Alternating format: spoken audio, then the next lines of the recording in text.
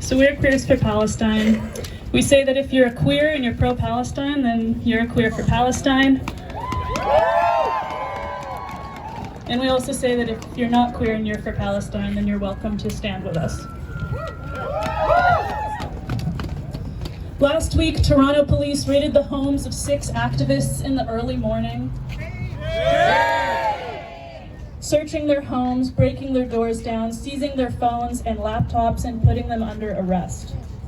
Now, a total of 11 people in Toronto are facing serious charges: conspiracy, mischief, and criminal harassment, all because they put up posters and washable paint on an Indigo storefront, pointing out that Indigo's billionaire CEO, Heather Reisman, helps fund the IDF's recruitment of foreign soldiers, giving direct material support to a genocidal army. Many of you saw media headlines last week declaring that people who launched a 5-hour rail blockade against CN Rail and in solidarity with Palestine are being sued here in Winnipeg.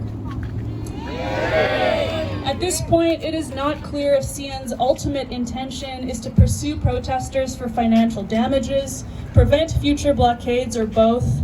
But whatever their ultimate intention, civil litigation is an intimidating and stressful thing to face.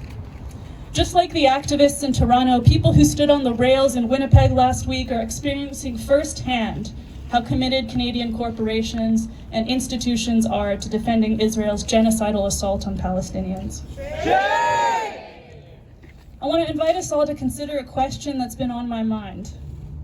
Why has the Free Palestine movement provoked such seemingly unprecedented levels of censorship and repression to the point where merely expressing identification or support with Palestinians is enough to get people fired? 2 answers come to my mind. First, it is clear that the Free Palestine movement radically threatens colonial and imperial hypocrisy, which is the ideological window dressing Canada, Israel, and other Western powers depend on to market themselves as free and democratic societies. So we are witnessing something pretty striking right now. Institutions committed to settler colonial solidarity with Israel are both shoring up immense material power and at the same time revealing immense ideological fragility. As edifices of settler colonial hypocrisy struggle to bear the weight of a global call for a free Palestine, they double down on lies, double down on denial, and double down on repression. To put it bluntly, these institutions are terrified of us, and so they rain terror on us. It is scary, but it is also a testament to the power of Palestinian liberation. That is why it is not quite accurate for me to say I am here to free Palestine. We are not here to free Palestine. We are here because Palestine frees us. Why all the censorship and repression? The second answer, and this is something I found pretty interesting. It is clear that defenders of genocide and colonial occupation see our movement as one. It doesn't matter if you're a Palestinian teenager wearing a keffiyeh to school, an Iraqi nursing student making a social media post denouncing genocide, or a group of queer and trans people blocking a rail line. We are all seen as threats to a settler colonial society addicted to its hypocrisies and its delusions. So if they see us as one, let us leverage that by recognizing that we are one and defending ourselves as one.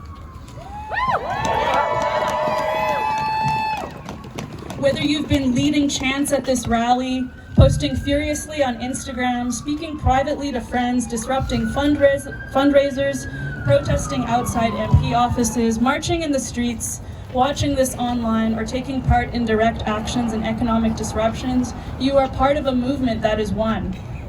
If this is your first time coming to this weekly rally, or if you're watching this at home, you should feel no less part of this movement than those who have mounted rail blockades here in Winnipeg or in Regina and Montreal last week. The more repression intrudes upon our movement, the more society organizes itself into 2 camps.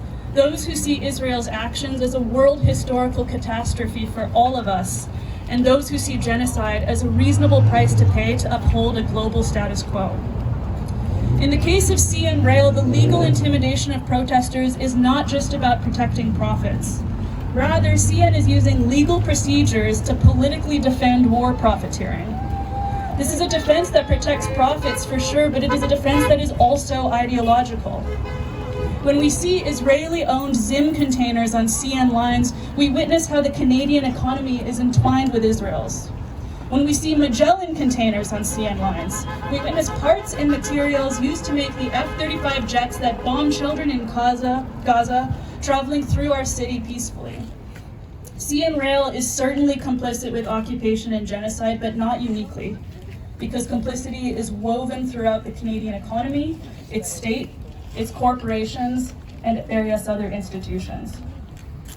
That is why it is crucial that we as a movement recognize all repression as an attack on the movement as a whole, wherever it comes from and whomever it singles out.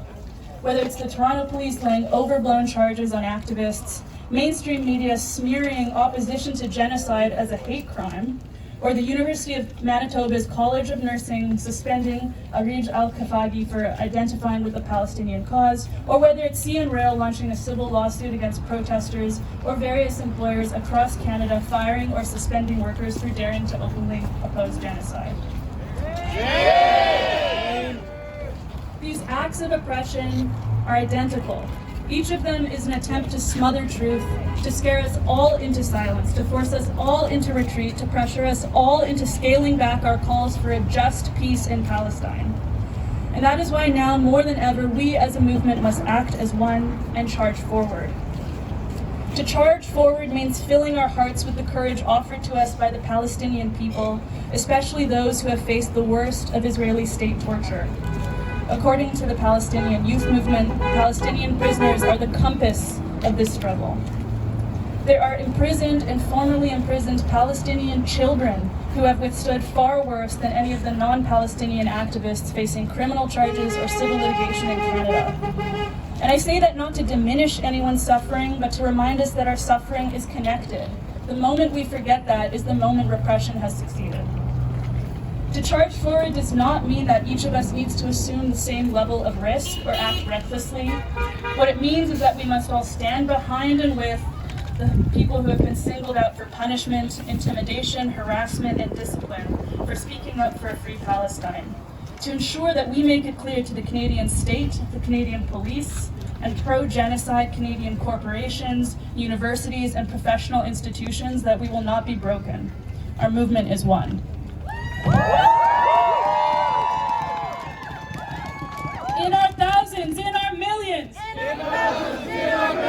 we are all Palestinians. We are all Palestinians. In our millions, in our billions, In our millions, in our billions, we are all Palestinians. we are all Palestinians. I want to end with one more chant. In English, we've been saying from the river to the sea, and I think it would be great if we all said that chant in Arabic. A Palestinian comrade recently taught this to me.